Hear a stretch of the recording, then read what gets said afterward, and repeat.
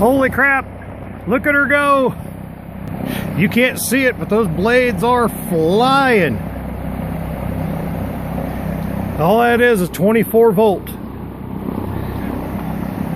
Hooked up to a 2.5 horse treadmill motor, 130 volt maximum DC permanent magnet motor.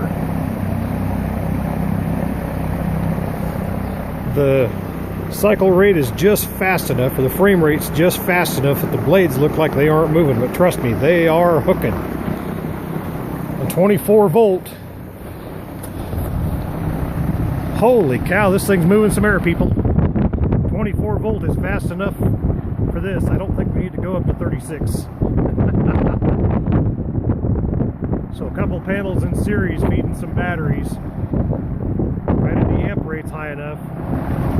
I'll hook an amp meter up to it and see what it's drawing for power. But I don't think we're going to have any problem here.